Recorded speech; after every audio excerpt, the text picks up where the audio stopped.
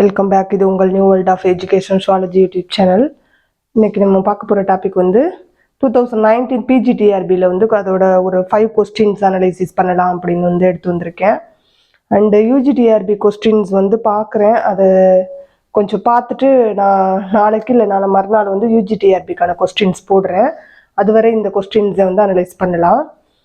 ஏன்னா இந்த கொஸ்டின்ல வந்து இந்த எக்ஸாமுக்கு வந்து போஸ்டிங் ரொம்ப கம்மியாக இருக்கிறதுனால இது வந்து குவாலிட்டி அப்படின்னு பார்த்தோம்னா பிஜி லெவலுக்கு தான் கண்டிப்பாக இருக்கும். ஸோ அதனால வந்து பிஜி கொஸ்டின்ஸை நம்ம போடுறது கண்டிப்பாக உங்களுக்கு ஹெல்ப்பாக இருக்கும்.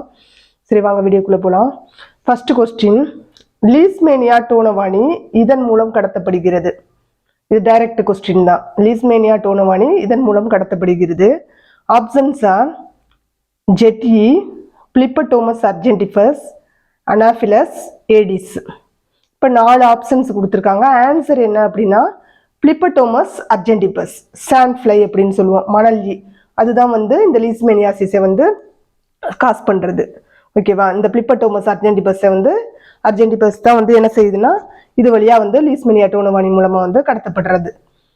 மற்றது என்ன அப்படின்னு பார்த்தோம்னா இப்போ ஜெட்இ அப்படின்னு சொல்கிறோம். இந்த ஜெட்இ அப்படின்னு சொன்னோம்னா அது வந்து எதை கடத்தும்னா க்ளோசினா பல்பாலிஸ். அதோட நேம் என்னன்னா இப்போ லீஸ்மேனியா டோனவானினா பிளிப்பட்டோமஸ் அர்ஜென்டிபஸ்ன்னு சொல்றோம். அதே மாதிரி ஜெட்இ அப்படின்னு சொல்லும்போது க்ளோசினா பல்பாலிஸை வந்து கடத்தும். அண்ட் இது பரப்புற நோய் என்ன அப்படின்னா ஆப்பிரிக்கா ஸ்லீப்பிங் சிக்னஸ், டிரிப்பனோசோமியாசிஸ் அப்படின்னு சொல்லுவோம். ஓகேவா? அதுதான். அண்டு அனதர் தேர்ட் ஒன் ஆப்ஷனை பார்த்தோம்னா அனாஃபிலஸ் ஃபீமேல் மஸ்கிட்டோ வந்து மலேரியா காய்ச்சலை வந்து கிராஸ் பண்ணும். ஓகேவா? ஸோ அதுதான் ஆன்சர் கிடையாது. அண்டு ஏடிஸ் அப்படிங்கிறது என்னன்னா ஏடிஸ் ஏஜிப்டி அப்படின்னு சொல்லுவோம். இது வந்து டெங்கு ஃபீவரை வந்து கிராஸ் பண்றது. அப்ப ஆன்சர் என்ன அப்படின்னா லீஸ்மேனியா டோனவானி எதன் மூலமா கடத்தப்படுது அப்படின்னா பிளிப்பட்டோமஸ் அர்ஜென்டிபஸ். அதுதான் வந்து கரெக்டான ஆன்சர். நெக்ஸ்ட் கொஸ்டின், ஃபேசியோலா பெண் இனப்பெருக்க மண்டலத்தின் லயூரஸ் கால்வாய் இவ்வாறும் அழைக்கப்படுகிறது. பேசியோலா பெண் இனப்பெருக்க மண்டலத்தில் லயூரஸ் கால்வாய் இவ்வாறும் அழைக்கப்படுகிறது. கொஸ்டின் வந்து கொஞ்சம் சுற்றி விட்டு தான் கேட்டிருக்காங்க. அது டைரக்டா கொஸ்டினை ரீட் பண்ணி பார்த்தோம்னா என்ன மீனிங்னா அந்த லயூரர் கேனலோட மறுபேர் என்ன அப்படிங்கிறதான் கொஸ்டின். ஓகேவா? அது வந்து ஃபேசியோலாவில் வந்து இருக்கு அப்படிங்கிறது நம்மளுக்கு தெரியும். அப்போ ஃபர்ஸ்ட் ஆப்ஷனை பாருங்க, விட்டலின் நாளம். செகண்ட் ஒன் புணர்ச்சி குழல். தேர்ட் ஒன் சிரஸ்பை. ஃபோர்த் ஒன் மெகலிசின் சுரப்பி. இப்போ விட்டலின் நாளம்னாலே நம்ம எக் லேயர்ஸ் பார்த்துருக்கோம். எக்ல வர்றது அது ஒரு பார்ட்டு, எக்ல வர்ற ஒரு பார்ட்டு. அண்டு இந்த விட்டலின் நாளம் வந்து என்னவா இருக்கும்னா யோக்குக்கும் அந்த ஃபொயட்டஸ் அந்த குழந்தை அந்த அதோட இப்போ ஃபேசியோலா அப்படின்னா அதோட யங் ஒன்ஸுக்கு அந்த யோக்குக்கும் அந்த ஃபொயட்டஸுக்கும் இடையில இருக்கிற ஒரு நாளம் தான் வந்து என்னன்னா விட்டலின் நாளம்னு சொல்லுவோம். அண்டு இது காப்புலேட்டரி டக்ட். இதுதான் வந்து ஆன்சர். லயூரர் கேனல் அப்படின்னாலே அது வந்து என்னன்னா புணர்குழல், புணர்ச்சி நடக்கிறதுக்கான அந்த குழல், அதுதான் வந்து லயூரஸ் கால்வாய் அப்படின்னு சொல்லுவோம். இப்போ காப்புலேட்டரி டக்ட் அதுதான் ஆன்சர். அண்டு சிரஸ்பைன்னு கொடுத்துருக்காங்க ஒரு ஆப்ஷன். சிரஸ்பைனா என்ன அப்படின்னா ஜெனிட்டல் துளை, அந்த ஜெனிட்டல் போர்ஸ் அப்படி அந்த ஜெனிட்டல்ஸ் எல்லாமே வந்து சேர்ற அந்த இடம் ஒரு துளை இருக்கும் இல்லையா, அதுக்கு பேர் தான் வந்து சிரஸ்பை அப்படின்னு சொல்லுவோம். அண்ட் ஆல்சோ இது வந்து ஒரு டாக்டைல் உறுப்பாகவும் செயல்படும், உணர்வு உறுப்பாகவும் செயல்படும். அண்டு மெகலிசின் சுரப்பி அப்படின்னு சொன்னோம்னா முட்டை வந்து கீழே இறங்கும் போது அந்த நாளத்துல வந்து நாளத்துக்கு அந்த அண்ட நாளத்துல என்ன செய்யும் அப்படின்னா வந்து ஒரு லூப்ரிகண்டா வச்சுக்கிறோம். அப்பதான் முட்டை வந்து என்ன செய்ய முடியும்னா ஈஸியா வளவளப்பா இருந்தா டக்குன்னு அதால கீழே இறங்க முடியும்.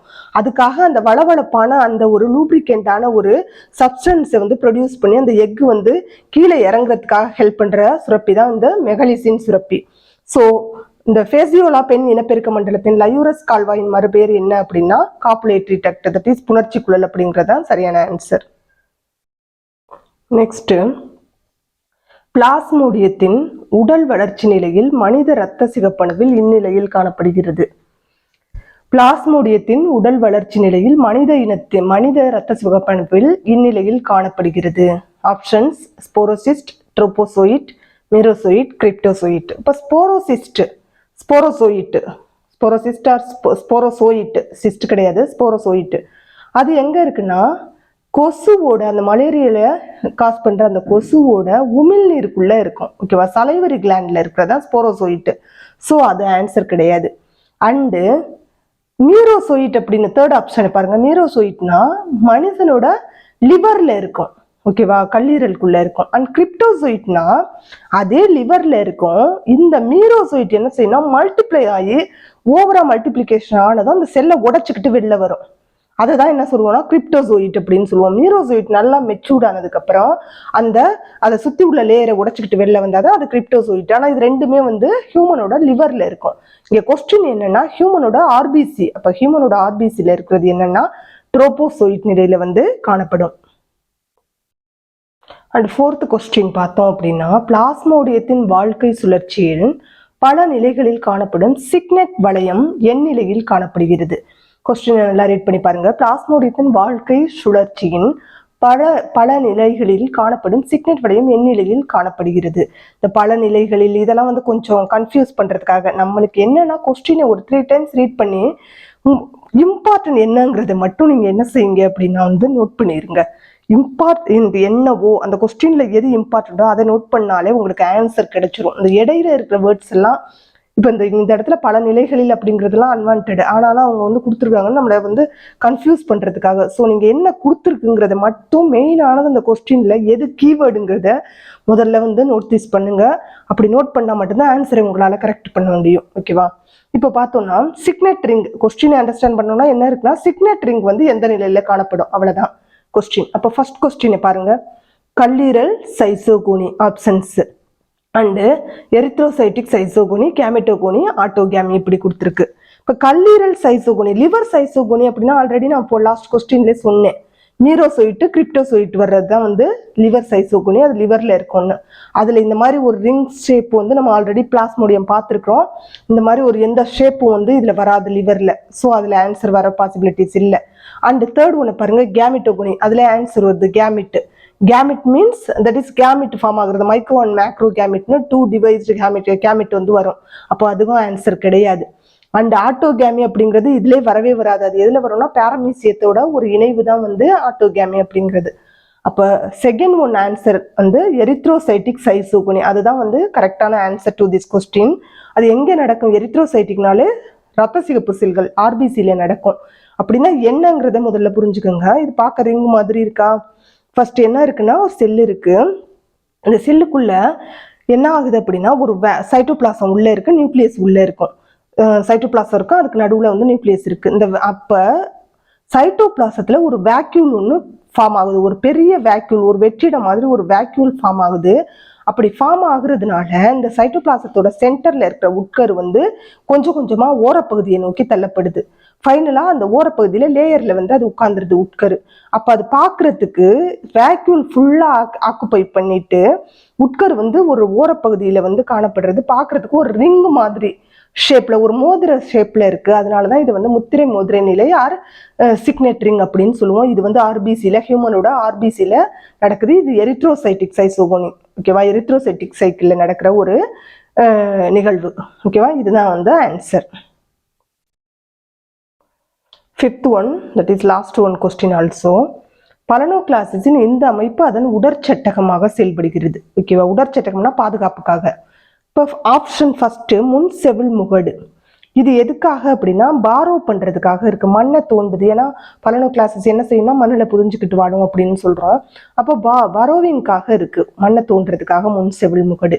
அண்ட் தேர்ட் ஒன் ஆப்ஷனை பாருங்க, காலரேட். அதை வந்து என்ன நம்ம 3 டிவிசிபிள் பார்ட்டா பிரிப்போம் அப்படின்னு சொல்லியிருக்கோம். அது வந்து காலர் ட்ரங்க் அப்படின்னு சொல்லி எனக்கு ஆல்ரெடி நம்ம வந்து பலனோகிளாசிஸ் பார்த்துருக்கோம். 3 பார்ட்ஸா செப்பரேட் பண்ணுவோம் அப்படின்னு சொல்லிட்டு அதை பாருங்க, பார்த்தா உங்களுக்கு புரியும். அதுல காலரேட்டுங்கிறது மிடில் பார்ட். இந்த காலர் ரீஜியன் வந்து மசல் பார்ட்டா இருக்கும். ஓகேவா, அது வந்து ஒரு உடற்சட்டகமா வந்து இருக்காது, மசல் பார்ட்டா இருக்கும், தசை பகுதியா இருக்கும். அண்ட் முன்வாய் குற்றிலை அப்படின்னு சொல்லும்போது சிலியரி ஃபீடர். சிலியரி அப்படின்னாலே உணவூட்டத்துக்காக இருக்கும். ஓகேவா, அப்ப ஆன்சர் என்னன்னா உடற்சட்டகமா செயல்படுறது பிளவுபட்ட வாய்க்குழின்னு சொல்லுவோம். இது வந்து என்னன்னா பக்கல் டைவர்டிகுலம் அப்படின்னு வந்து சொல்லுவோம். இந்த பக்கல் டைவர்டிகுலம் தான் என்னவா செயல்படும் அப்படின்னா உடற்சட்டகமா செயல்படும். ஸோ இந்த பிளவுபட்ட வாய் தான் உடற்சட்டகமா வந்து செயல்படுது பலனோகிளாசிஸ்ல. ஸோ இதுதான் இந்த 5 கொஸ்டின் தான் இன்னைக்கு நான் எடுத்து வந்திருக்கேன். நான் யூஜிடிஆர்பிக்கான கொஸ்டின்ஸை வந்து அனலைஸ் பண்ணிட்டு ஒரு 10 கொஸ்டினாவது அட்லீஸ்ட் 1 டேக்கு வந்து மினிமம் வந்து நம்ம மேக்ஸிமம் போடுறதுக்கு ட்ரை பண்ணுவோம்.